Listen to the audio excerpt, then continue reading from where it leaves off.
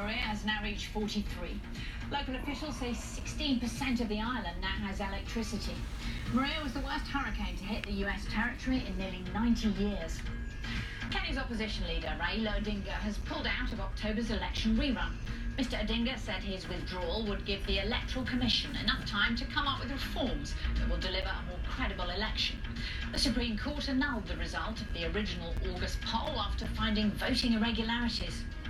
The International Monetary Fund says global economic growth is on the up, rising to 3.6% this year. But not everyone's a winner. The wage growth for workers is weak, and emerging nations hit by political unrest are not sharing in the economic gains. The President of Catalonia says it's the people's will to break away from Spain and be an independent country, but he stopped short of declaring immediate autonomy, instead proposing talks with the government in Madrid. The Catalan leader called on all sides to help reduce tension. Our Europe editor, Katja Adler, reports from Barcelona. They came in hope today, in expectation and determination. Thousands and thousands of them to this central Barcelona square, believing they'd witnessed the declaration of Catalan independence today. Now is our time, Genevieve told me. The president here has to announce an independent Catalonia today. Their wish for separation from Spain so nearly came true when their president inside the regional parliament announced the decision by Catalans in favour of independence in their recent referendum. This is the moment the crowd has been waiting for. Catalonia has won the right to be an independent state, says their president. They believe they're witnessing the birth of the new republic of Catalonia. Then came the but. The government and myself propose that this Parliament suspends the effects of the Independence Declaration in order to establish dialogue without which we cannot reach a solution. This was the Catalan president acknowledging the fact that Spanish courts deemed the referendum illegal, so it hasn't been recognised by the Spanish government or by Catalans wanting to remain a part of Spain. But disappointment amongst this pro-independence crowd was deep. I'm really sad. We were expecting something very different. So too little independence for some Catalans, too much for the Spanish government. The speech the president gave today is that of a person who doesn't know where he is, where he's going, or who he wants to go there with. The government can't accept the validity given to the Catalan referendum law because it was ruled illegal by the Spanish Constitutional Court. Tonight, a roller coaster of emotions here, including confusion. Separation from Spain may not be happening now, but the Catalan president has simply put it on ice. Katja Adler, BBC News, Barcelona. You're watching BBC Worldnews America. Still to come on tonight's programme. President Trump has challenged his Secretary of State to an IQ test. We'll have the latest on the twists and turns here in Washington.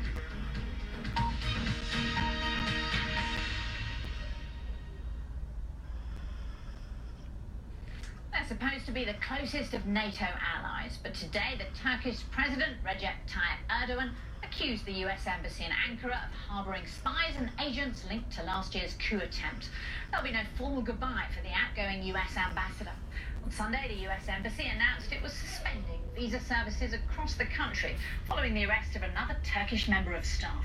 Within hours, Turkey countered, announcing it would no longer be accepting visa applications from American citizens. The Turkish lira fell nearly 7% against the dollar as the feud gets out of hand. Here's our Istanbul correspondent, Mark Lowen.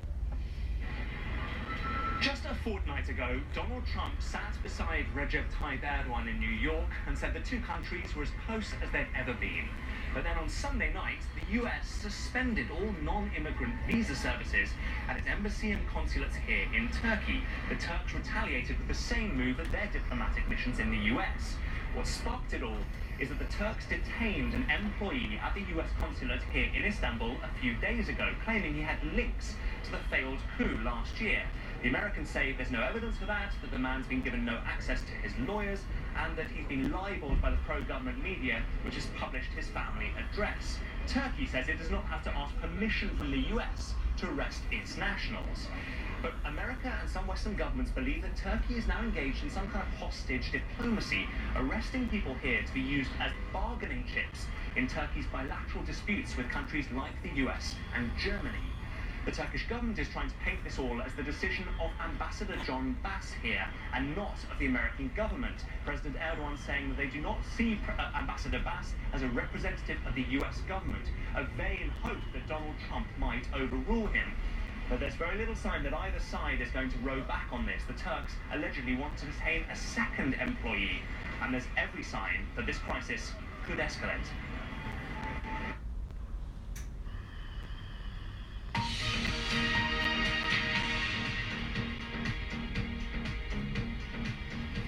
Today, Donald Trump escalated his Twitter war with the very powerful chairman of the Senate Foreign Relations Committee. The president made fun of the height of Bob Corker, who yesterday said Mr. Trump could take the nation on a path to World War III. But it wasn't just the Republican senator who got a roasting. Today, Mr. Trump also challenged his Secretary of State to an IQ test after reports that Rex Tillerson called him a moron. For more on these facts, I was joined earlier by David Catanese, senior politics writer for US News and World Report. David, just tell us, what is the political upside for Donald Trump in feuding with these two very powerful men, the most powerful when it comes to foreign affairs after the president himself? Well, I think he thinks it's showing strength. This is what he did during the campaign when he was running against the 16 other Republicans. He would always hit back harder. Anyone that comes after him, he hits back harder. So I think he tries to use it as a deterrent, saying, don't come at me or you will get pummeled. But they're on his team.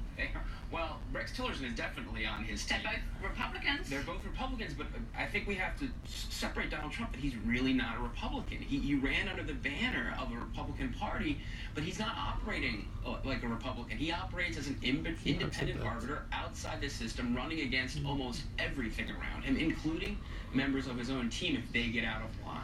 Well, if we break it down, today he had lunch with his Secretary of State and also his Defence Secretary. Wouldn't you like to be a fly on the wall for that one?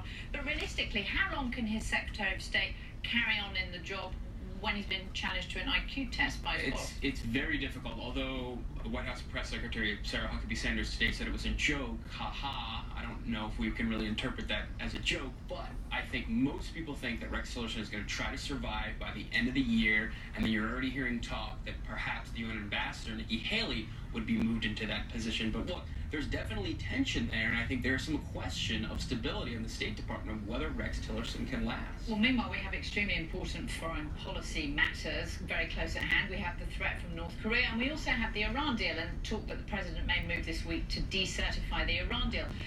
But Bob Corker, he could be very reliant on him, couldn't he, when it comes to the Iran deal? What's the downside here for the president? Well, look, the downside is that he could completely imperil his legislative agenda on Iran, but also on tax reform, which is the big signature domestic priority that they want to move to. Remember, with healthcare, he only could lose 3 senators. If you lose Bob Corker and John McCain and Susan Collins, who aren't allies of the president, he could tank himself. So I think Republicans all across town are saying, cool it off. Senator Chuck Grassley from Iowa said both of them should cool it off.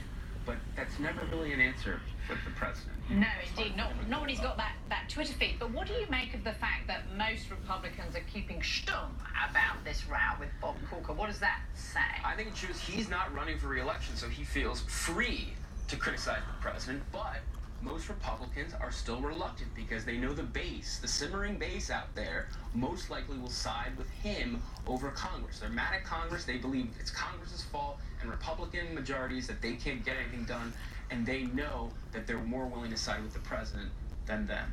But if we look at the rest of the world, North Korea's brewing. The president goes to the region next month. He's undermining his Secretary of State. I mean, who does the world look to speak on North Korea now? It's hard because world leaders are confused. They don't know. They don't have a cohesive policy coming out of this White House because you're getting different signals. But I think they can't trust Rex Tillerson because they feel like the president is always out there undercutting him, although he denied that today. Look, this is the White House that we all know the president has all the power. Like, the cabinet secretaries are acting almost being undermined daily.